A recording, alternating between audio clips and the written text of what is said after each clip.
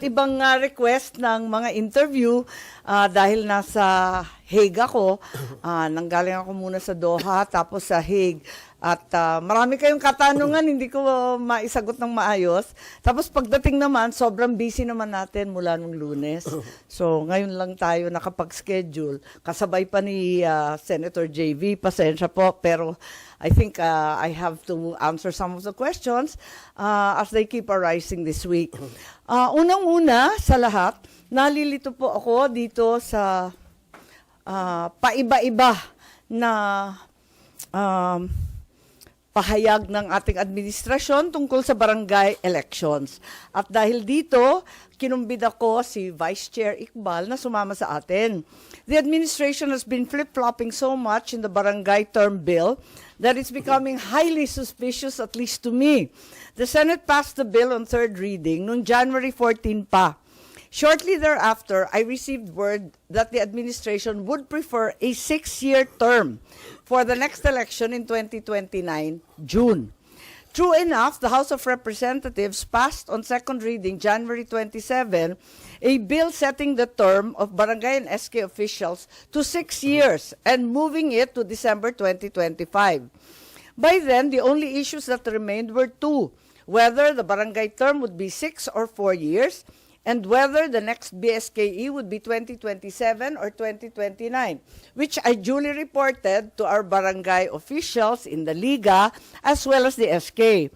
However, before the session break, February 3, the Senate passed on third reading a bill which postponed the BARM election.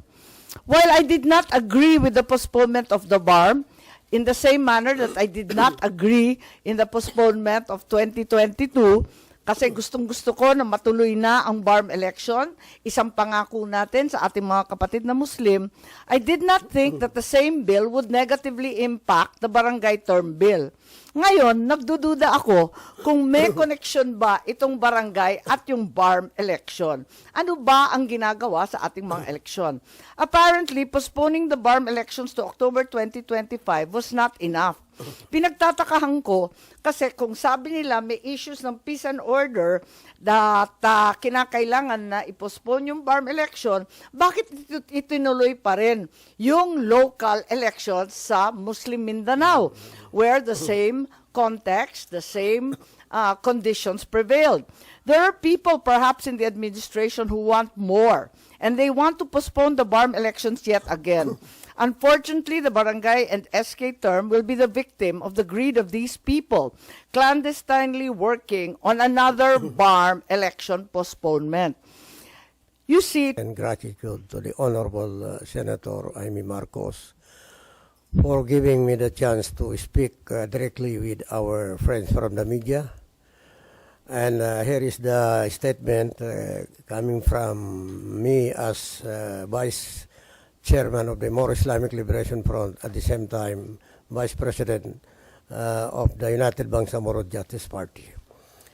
On behalf of the Moro Islamic Liberation Front, by authority of our Chairman Al-Haj Murad Ibrahim, I wish to convey a very important message from the Center Committee of the Moro Islamic Liberation Front on the upcoming Bangsamoro Autonomous Region in Muslim Mindanao elections in October 2025.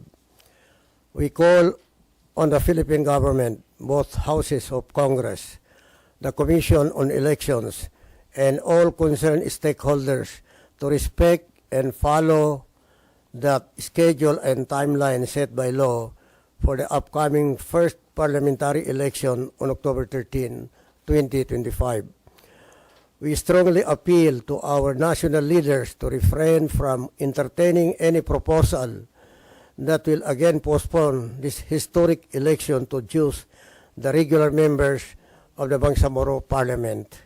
It can be recalled that since the start of the transition period and the appointment of the members of the Bangsamoro Transition Authority in 2029, the conduct of the first parliamentary election was already postponed twice.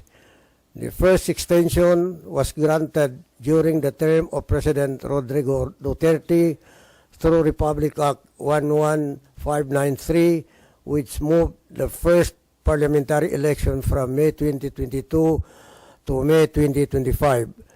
The second postponement was approved by President Ferdinand R. Marcos Jr. on February 21, 2025 through Republic Act 12.12.3, which pushed back the election by 5 months.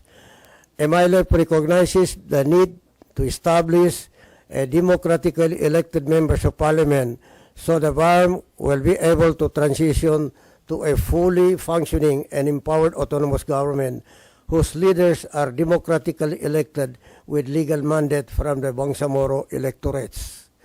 At this point in time, while there is no pending bill filed in Congress, yet seeking for another postponement of the October 13, 2025, the MILF is very much concerned over reports reaching us that there is again another move to postpone the parliamentary election to 2028.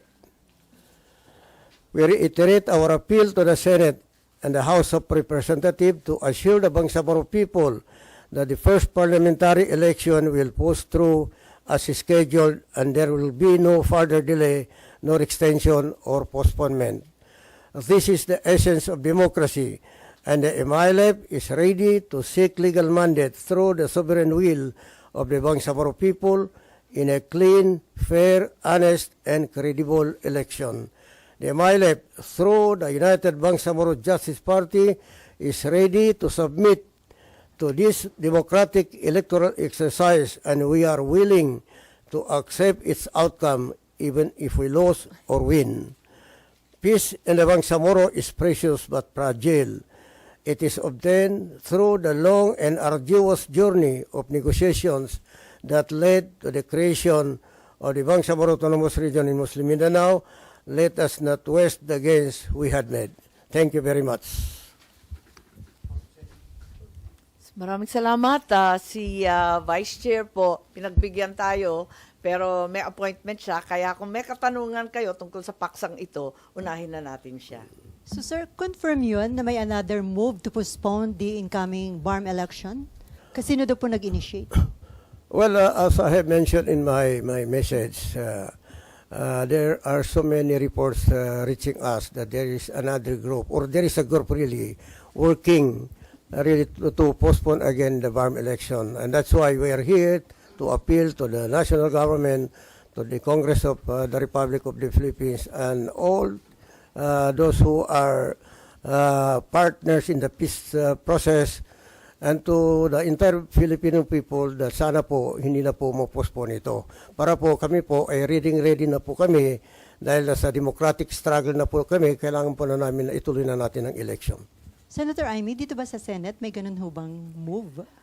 Ang pinagtatakahan ko ay yung nangyayari sa barangay election. Yung unang sabi sa amin, sana 6 years daw, ipostpone na lamang. 6 years, 2 terms.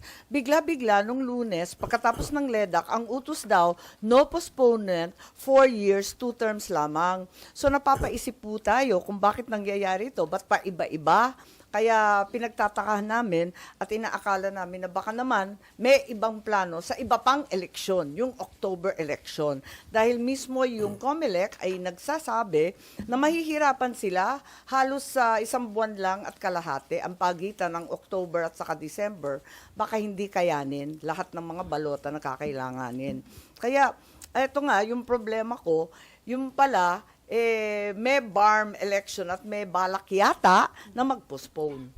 Ang sinabi ni Senate President Escudero, kaya itutuloy ang barangay at SK election sa December para and then i-extend yung kanilang terms of 4 years dito sa Senate para hindi na masasabay sa anumang national or local elections. Kailan man naman hindi talagang sasabay yon kahit kailan. Hindi talaga tatama. Pero yung halimbawa this year kasi kasabay ng midterm election, di ba? This year yung SK.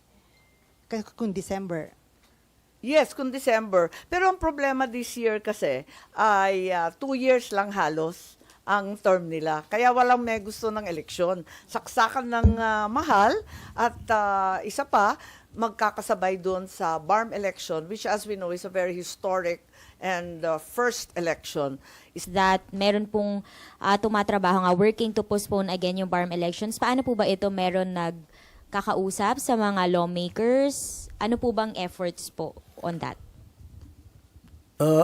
Actually, yung mga information napakarami po, but I don't think I'm ready really to disclose names. So, pero sa baba, usap-usapan yan eh.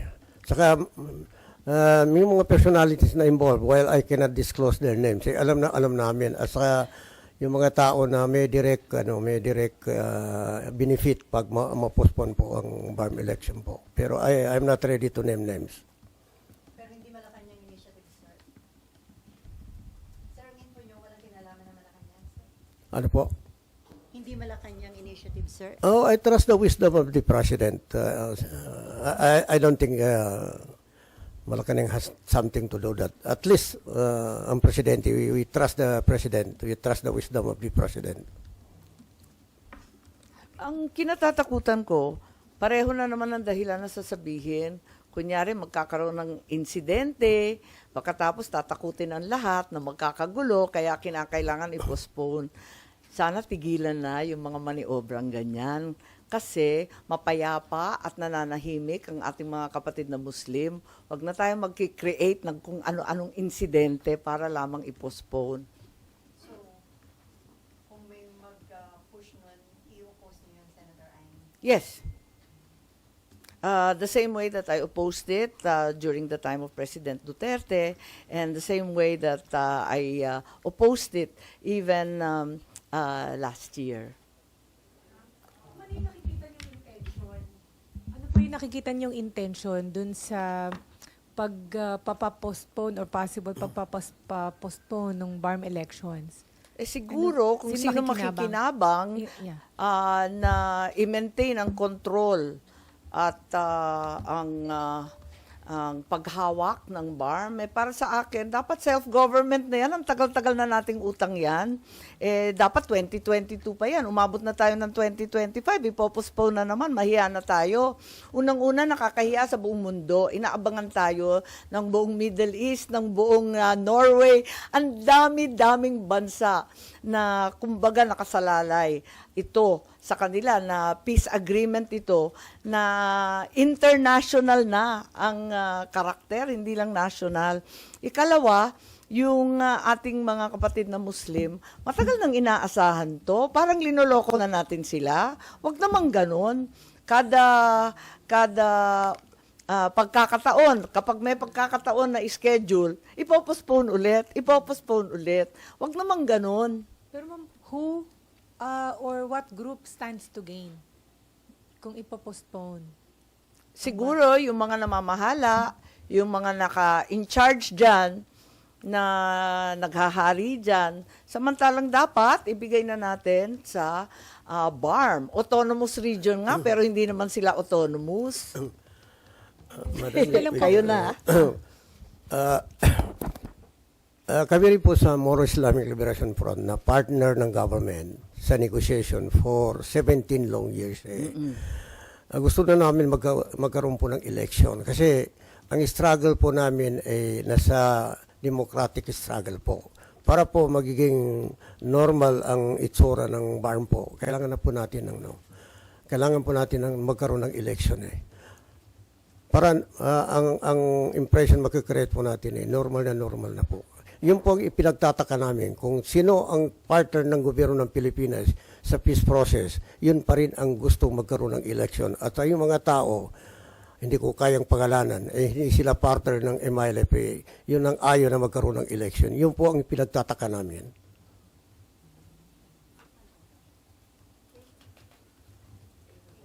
Thank you, Vice Chair. Thank you, maraming salamat. Ay, mag-greet pala kami. Pero in the meantime, may kwentuhan sa Hague. Marami kayong nagte-text sa akin. Ini-snub ko kasi hindi ako makarinig. Hindi ko marinig ng